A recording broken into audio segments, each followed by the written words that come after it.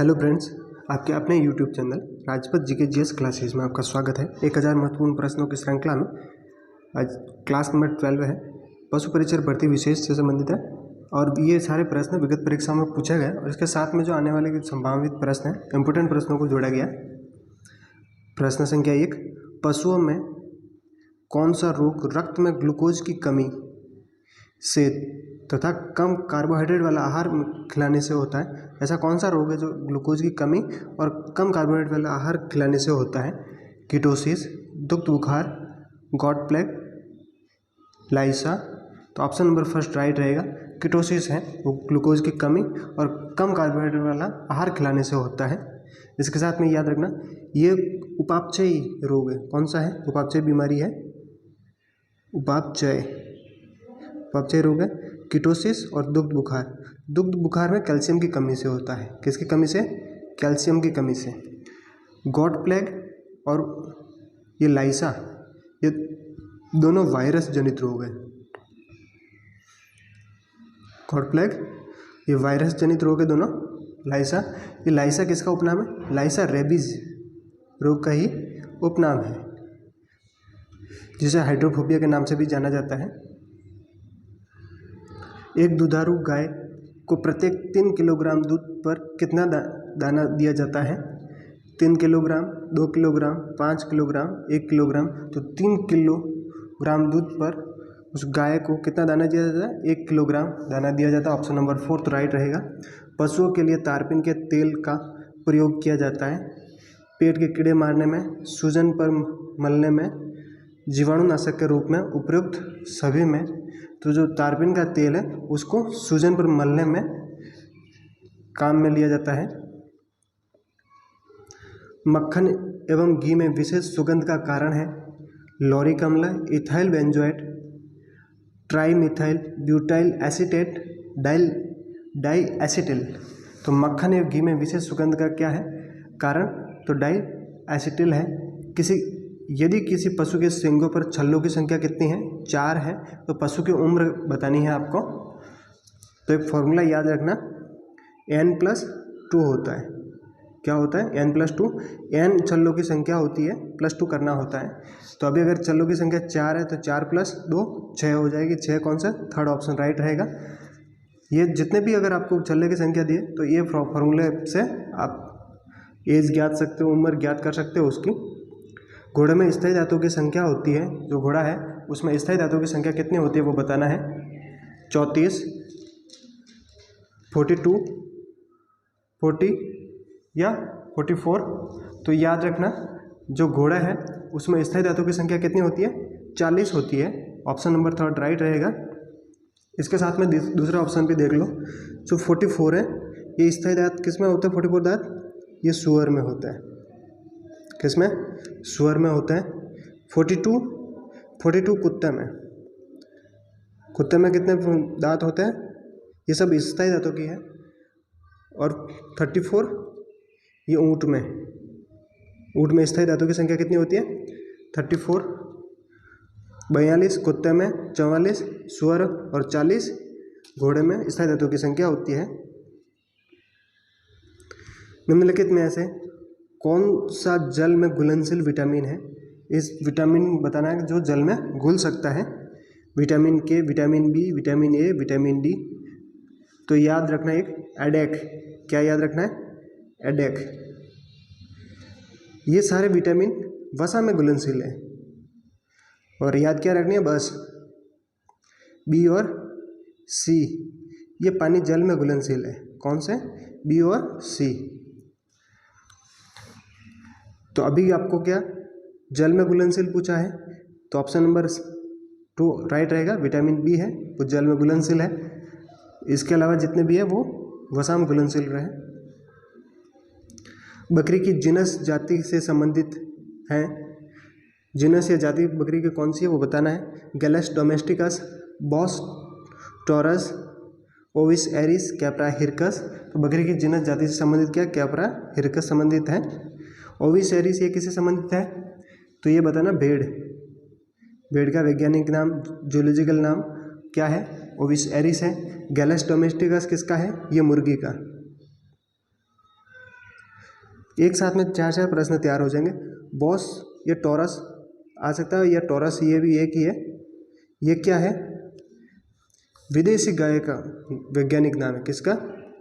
विदेशी गाय। विदेशी गाय का वैज्ञानिक नाम या जूलॉजिकल नाम आ सकता है। भारतीय गाय का बॉस इंडिकस। क्या जाएगा? Bos indicus. भारतीय गाय का याद रखना। साहिवाल निम्न में से किस पशु की नस्ल है? साहिवाल है वो बतानी है। किस पशु की नस्ल है? गाय, बकरी, भैंस, सुअर। तो साहिवाल जो नस्ल है वो किसकी है? साहिवाल गाय की नस्ल है। निकट संबंधी पशु के बीच होने वाले प्रजनन को कहते हैं क्रॉस प्रजनन, ग्रेडिंग अप, अंतः प्रजनन, बही प्रजनन। तो निकट संबंधी के बीच में अगर प्रजनन हो रहा है, ब्रीडिंग हो रही है, तो वो क्या कहलाता है? अंतः प्रजनन कहलाता है। ऑप्शन नंबर 3 राइट रहेगा। क्रॉस प्रजनन जिसमें आपस में कोई संबंध नहीं होता, अलग अलग नस्ल के बीच में भी हो सकता है। ग्रेडिंग अप में किसी नस्ल को सुधारने के लिए किया जाता है। बही प्रजनन, ग्रेडिंग अप, और ये इसके दोनों के प्रकार है बही प्रजनन के। गाय के दूध में भैंस के दूध का मिश्रण का पता लगाने के लिए परीक्षण किया जाता है। वो कौन सा है बताना है। नाइट्रेट परीक्षण, हंसा परीक्षण, आयोडीन परीक्षण, या इनमें से कोई नहीं। तो गाय के दूध में भैंस के दूध का मिश्रण का पता लगाने के लिए कौन सा परीक्षण किया जाता है? हंसा परीक्षण किया जाता है। कौन सा किया जाता है? हंसा परीक्षण किया जाता है। अब आयोडीन परीक्षण किसके लिए जाता है? स्टार्च की उपस्थिति का पता लगाता है। दूध में स्टार्च की उपस्थिति, स्टार्च की उपस्थिति का पता कौन लगाता है? आयोडीन परीक्षण किया जाता है। और ये नाइट्रेट परीक्षण, ये दूध में वर्षा जल की कितनी मात्रा है, वर्षा जल है या नहीं, उसका पता लगाना। वर्षा जल के लिए, दूध में वर्षा जल के लिए कौन सा परीक्षण किया जाता है? नाइट्रेट परीक्षण। ऑपरेशन फ्लड व श्वेत क्रांति का संबंध किससे है? ऑपरेशन फ्लड और श्वेत क्रांति का संबंध बताना है। अंडा उत्पादन, मछली उत्पादन, गेहूं उत्पादन, दुग्ध उत्पादन।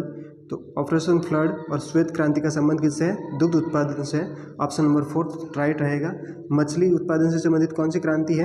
अभी श्वेत क्रांति, दुग्ध उत्पादन हो गया। तो मछली उत्पादन से संबंधित कौन सी है? नीली क्रांति। ये प्रश्न कहीं बार बना हुआ है, इंपॉर्टेंट प्रश्न है, इसलिए याद रखना। नीली क्रांति। गेहूं से संबंधित कौन सी क्रांति है? हरित।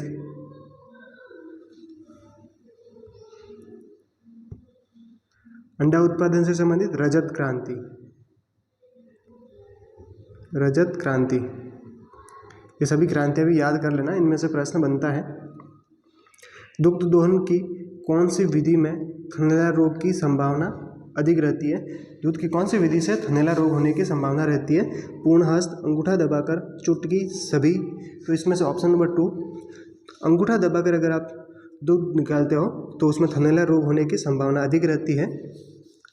थनैला रोग जो है ये किससे होता है? ये जीवाणु जनित रोग है, याद रखना, ये जीवाणु जनित रोग है। चारों थनों पर लगने वाले कपों के समूह को क्या कहते हैं? थनिंग, क्लस्टर, जेनिंग या क्लेमिंग। तो चारों थनों पर लगने वाले समूह को क्या कहते हैं? क्लस्टर कहते हैं। दूध में कौन सी शर्करा होती है? Glucose, maltose, lactose, sucrose. तो याद रखना, दूध में कौन सी शर्करा होती है जिस कारण से दूध का मीठापन होता है, मीठा होता है? लैक्टोज शर्करा के कारण। लैक्टोज शर्करा किस से मिलकर बनी होती है? ग्लूकोज प्लस गैलेक्टोज से मिलकर लैक्टोज का निर्माण होता है। गाय की ब्राउन स्विस की उत्पत्ति स्थान है। गाय की जो ब्राउन स्विस नस्ल है उसका उत्पत्ति स्थल बताना है। Switzerland, Scotland, Italy, Denmark. तो गाय की जो ब्राउन स्विस नस्ल है वो स्विट्जरलैंड से, स्विस से स्विट्जरलैंड याद रख लेना। बच्चोर, खल्लारी, हल्लीकर किस पशु की नस्ल है? कुछ पशु की नस्ल दे रखी है, वो बताना है कि किस पशु से संबंधित है ये नस्ल है। घोड़ा, मुर्गी, गाय, भैंस। तो ये जितने भी नस्ल हैं, बच्चोर, खिल्लारी, हल्लीकर, ये गाय से संबंधित है। किससे संबंधित है? गाय की नस्ल है। प्रतापधन पोल्ट्री की प्रजाति का संबंध किससे है?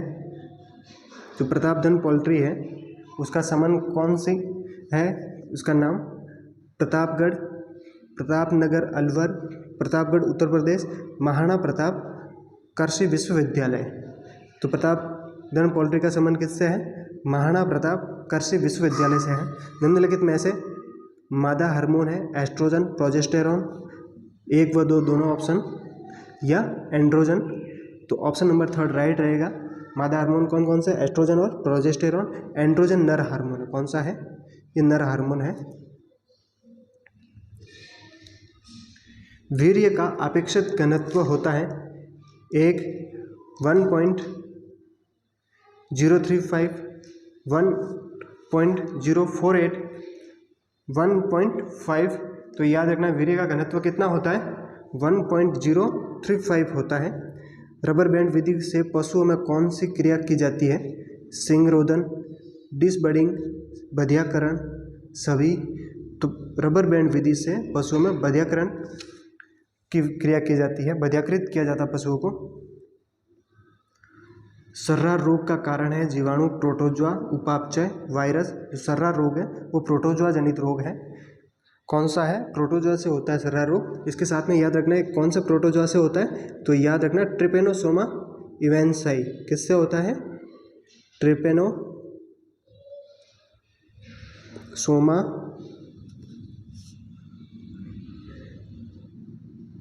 इवेंसाई, ये प्रोटोजोआ है जिसकी वजह से सर्रा रोग होता है। इसके साथ में याद रखना इसको त्रिवर्षा रोग भी बोलते हैं। क्या, त्रिवर्षा रोग। त्रिवर्षा रोग क्यों कहते हैं, कि इसके लक्षण है वो 3 वर्षों तक, 2-3 वर्षों तक बने रहते हैं, इसलिए इसको त्रिवर्षा रोग कहते हैं। इसको सर्रा रोग इसलिए कहते हैं कि ये जो पशु होता है एक बार होने के सड़ के मरता है, एकदम इसकी मृत्यु नहीं होती है, इसलिए सर्रा रोग कहते हैं। जमुनापारी नस्ल की बकरी का मूल उत्पत्ति स्थान कौन सा है, इटावा जिला, मैनपुरी जिला, आगरा, जामनगर। जो जमुनापारी नस्ल है उसका मूल उत्पत्ति स्थान कौन सा है, इटावा जिला है, जमुना नदी के आसपास का इलाका। इसके साथ में राजस्थान में सर्वाधिक कहाँ कहाँ पर पाई जाती है जमुनापारी नस्ल की बकरियाँ, तो भरतपुर और धौलपुर में। कहाँ पर, भरतपुर और धौलपुर में अधिक पाई जाती है। इसके साथ में याद रखना जो जमुनापारी नस्ल है इसको बकरी की जादुई नस्ल कहते हैं। कौन सी, बकरी की जादुई नस्ल, बकरी की जादुई नस्ल के नाम से भी इसको जाना जाता है। रानीखेत बीमारी का दूसरा नाम क्या है, न्यूकैसल रोग, फाउल कॉलेरा, मैरक रोग। इनमें से कोई नहीं। तो याद रखना रानीखेत बीमारी है, ये मुर्गियों से संबंधित है। किससे, मुर्गियों से। इसका दूसरा नाम क्या है, इसे न्यूकैसल रोग भी कहते हैं। ऑप्शन नंबर 1 राइट रहेगा, इसे न्यूकैसल रोग भी कहते हैं। इसके साथ में याद रखना ये किस कारण से होता है, ये वायरस जनित रोग है, वायरस से होता है। कौन सा वायरस है, तो ये पैरामिक्सो वायरस है। कौन सा, पैरामिक्सो वायरस है, जिसके कारण से रानीखेत होता है। मुर्गियों के भेड़ में प्रसव क्रिया कहलाती है, जो भेड़ है उसमें प्रसव की क्रिया क्या कहलाती है, फॉलिंग, किडिंग, लैम्बिंग, काविंग। तो भेड़ में प्रसव की क्रिया कहलाती है, लैम्बिंग कहलाती है। बकरी में प्रसव की क्रिया किडिंग कहलाती है। किसमें, बकरी में। एक साथ में अब चारों ऑप्शन बता रहा हूँ, जिससे अगर ये प्रश्न आके अगर दूसरा भी इससे संबंधित कोई प्रश्न बनता है तो आपका गलत नहीं होना चाहिए। फॉलिंग, घोड़े में प्रसव की क्रिया, किसमें, घोड़े में। काविंग या काल्विंग, काविंग भी आ सकता है या काल्विंग भी आ सकता है। ये प्रसव की क्रिया किसमें, गाय और भैंस में। किसमें, गाय और भैंस में। याद रखना एक साथ में 4 प्रश्न तैयार होते हैं। निम्न में ऐसा कौन सी दुधारू गाय की नस्ल नहीं है, ऐसी कौन सी नस्ल है जो दूध के लिए नहीं है, अच्छी दुधारू नहीं है, साहिवाल, थारपारकर, नागौरी, गीर। तो इसमें से जो नागौरी नस्ल है ये भारवाक नस्ल है। इसके अलावा साहिवाल, थारपारकर, गीर ये दुधारू नस्ल है, लेकिन ये भारवाक नस्ल है, दूध में अच्छी नहीं है। हमने जब इसके गायों के लिए नस्लें सब पढ़ाई थी उस टाइम भारवाही नस्लों के लिए एक ट्रिक बताई थी। वो ट्रिक अगर आपने 1-2 बार पढ़ ली तो जितनी भी भारवाही नस्ल है अच्छे से याद हो जाएगी और वापस कभी नहीं भूलोगे। क्या ट्रिक थी, एक बार वापस देख लेते हैं। रिवीजन हो जाएगा। माँ में अमृत नागौरी, अमृत नागौरी भारवाही हूँ, भारवाही हूँ। ये भारवाही नस्ल के लिए जोड़ा गया। इतना ही आपसे काम बन जाएगा। माँ में अमृत नागौरी, तो माँ से कौन सी नस्ल थी? मालवी। ये वो नस्ल है जो भारवाहक नस्ल है। मैं से मैसूरी। अमृत से अमृत महल, अमृत महल, और नागौरी से नागौरी नस्ल हो जाएगी। अभी ध्यान देना, राजस्थान में सबसे अच्छी भारवाहिक नस्ल कौन सी है? तो नागौरी ऑप्शन में राइट करना। भारत में सबसे अच्छी भारवाहक नस्ल कौन सी है? तो अमृत महल आपको राइट ऑप्शन करना है। गाय की जो वैज्ञानिक नाम है या जूलॉजिकल नाम आपको बताना है। बॉस इंडिकस, कैरेस्टिकस, बुबेलिस, ओविस एरिस। तो गाय का वैज्ञानिक नाम क्या? बॉस इंडिकस, भारतीय गाय का। बुबेलिस किसका नाम है? ये भैंस का है।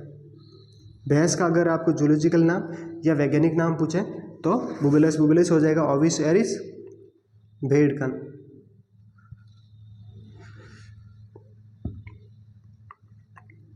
भारत में सबसे अधिक संख्या किसकी है?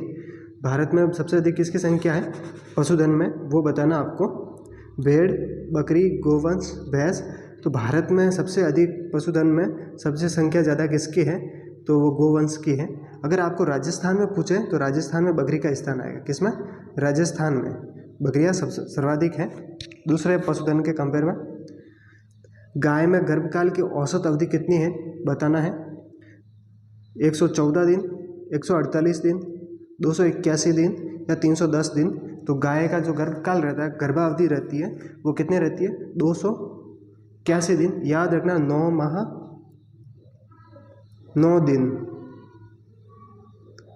की गर्भावधि होती है। ये लगभग है, इसमें 4-5 दिन ऊपर भी हो सकता है, 3-4 दिन नीचे भी हो सकता है। इसके आसपास जो भी आपको ऑप्शन मिलेगा वो राइट करना है। लेकिन इसका क्या गर्भकाल होता है? 9 माह 9 दिन रहता है। इसके साथ में याद रखना, ये किसका है? 310। तो ये भैंस, किसका? भैंस का गर्भकाल है। भैंस में कितना रहता है? 10 माह 10 दिन। फिर बता रहा हूँ, ये सारे जो भी है लगभग में इसके आसपास ऑप्शन मिल सकता है। 148 के आसपास आपको मिल जाएगा भेड़ का। किसका? भेड़ का गर्भकाल मिल जाएगा। मुर्गियों में सर्वोत्तम मांस उत्पादन वाली नस्ल कौन सी है? मुर्गियों में ऐसी कौन सी नस्ल है जो सर्वोत्तम मांस उत्पादन के लिए पाली जाती है? तो कार्निस। भैंस की जाफराबादी नस्ल विशुद्ध रूप से कहाँ पाई जाती है? भैंस की जो जाफराबादी नस्ल है उसका मूल स्थान आपको बताना है। काठियावाड़ के गिर वन में, पंजाब व हरियाणा, महाराष्ट्र व मध्य प्रदेश, तमिलनाडु, आंध्र प्रदेश। तो उसका मूल विशुद्ध रूप से कहाँ पाई जाती है? काठियावाड़ के गिर जंगल में। मेन इसके अगर स्थान पूछे, अगर ऑप्शन में जाफराबाद मिल जाए तो वो भी राइट रहेगा। क्या? जाफराबाद।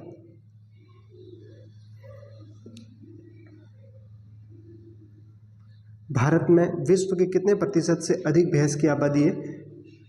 70%, 50%, 90% या 40%? तो भारत में विश्व की टोटल जितने भी भैंसें हैं उसका 50% से अधिक भारत में पाई जाती है। और जो भैंस है उसका उत्पत्ति देश भी अगर पूछ ले आपको तो कौन सा है? भारत ही है इसका। गोमती सागर पशु मेला कहाँ आयोजित किया जाता है? झालरापाटन, नागौर, अजमेर, भरतपुर। तो गोमती सागर पशु मेला कहाँ आयोजित किया जाता है? ये झालरापाटन, झालावाड़ में आयोजित किया जाता है। मुर्गी में सत्य आमाशय होता है। Omasum, gizzard, प्रोवेंट्रिकुलम, एबोमेजम। तो याद रखना, जो मुर्गी है उसमें सत्य आमाशय कौन सा है? प्रोवेंट्रिकुलम हो जाएगा। कौन सा? प्रोवेंट्रिकुलम। ऑप्शन नंबर 3 राइट रहेगा। प्रश्न संख्या 35, शरीर की सबसे बड़ी व लंबी अस्थि कौन सी है बतानी है। Radius ulna, femur, tibia, scapula. तो सबसे लंबी कौन सी है? फीमर हो जाएगी। दूध में चीनी की मिलावट की जांच की जाती है। पोलेरीमीटर, आयोडीन परीक्षण, हंसा परीक्षण, इनमें से कोई नहीं। तो याद रखना, दूध में चीनी की मिलावट की जांच किसके द्वारा की जाती है? पोलेरीमीटर के द्वारा की जाती है। भेड़ व ऊन प्रशिक्षण संस्थान कहाँ पर स्थित है? जोधपुर, बीकानेर, जयपुर, भरतपुर। भेड़ व ऊन प्रशिक्षण कहाँ पर है? ये जयपुर में है, याद रखना। इसके साथ में ये प्रश्न हमेशा डाउट में रहता है, इसलिए अभी आज क्लियर कर लेते हैं। जब भी आपको प्रशिक्षण पूछे तो जयपुर ऑप्शन करना है। क्या भेड़ या ऊन आए तो क्या करना? प्रशिक्षण से संबंधित जयपुर। विकास बोर्ड, विकास से डायरेक्ट आपको जोधपुर करना है याद। और विश्लेषण प्रयोगशाला, विश्लेषण तो आपको बीकानेर करना है। ये तीनों याद रख लेना। पोल्ड पशु कहा जाता है जन्म से सिंग रहित पशु को, बधियाकृत भेड़ को, जिस पशु के सभी स्थायी दांत टूट गए हो, उपरोक्त सभी। तो पोल्ड पशु किसे कहा जाता है? जो जन्म से सिंग रहित हो उसे पोल्ड पशु कहा जाता है। जन्म से ही सिंग नहीं हो उसे पोल्ड पशु कहा जाता है। जिस पशु के सभी स्थायी दांत टूट गए हो उसे क्या कहते हैं? पोपला मुंह वाला ऊँट का पशु कहते हैं। क्या? पोपला मुंह, पोपला मुख।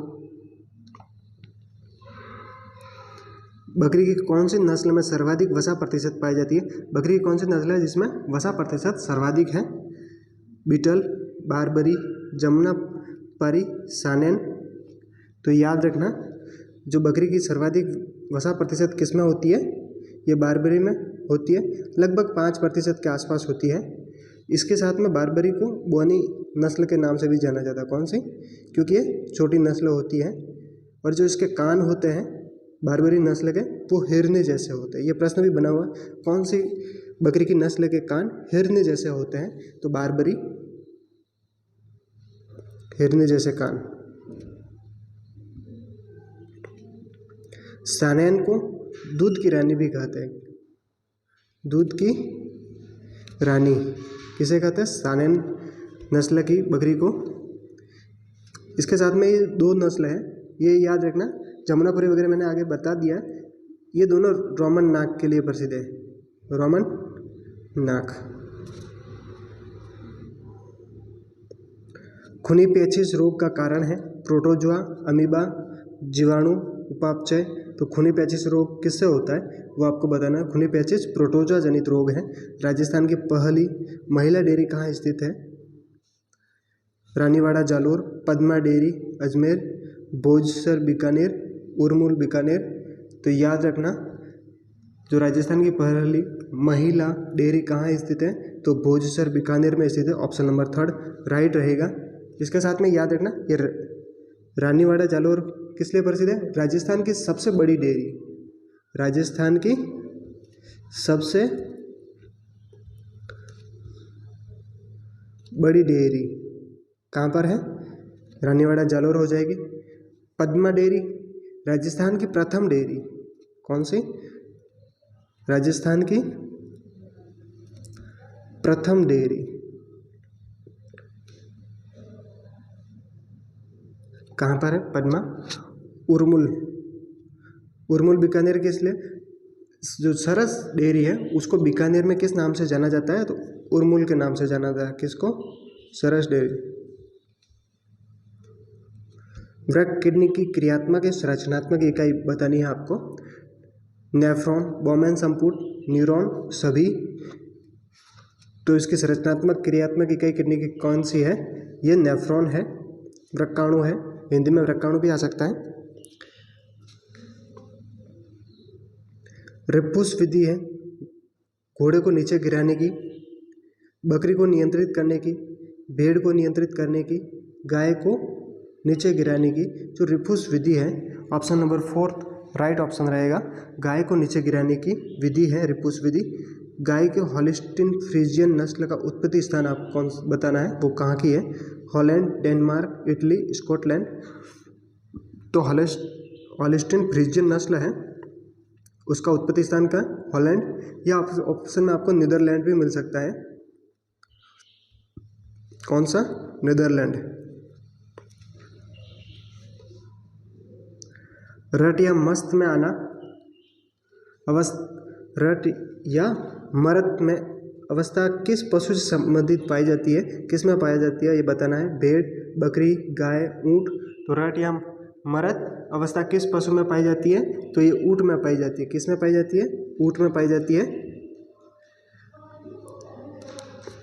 गाय में कामोत्तेजना कितने घंटे तक रहती है,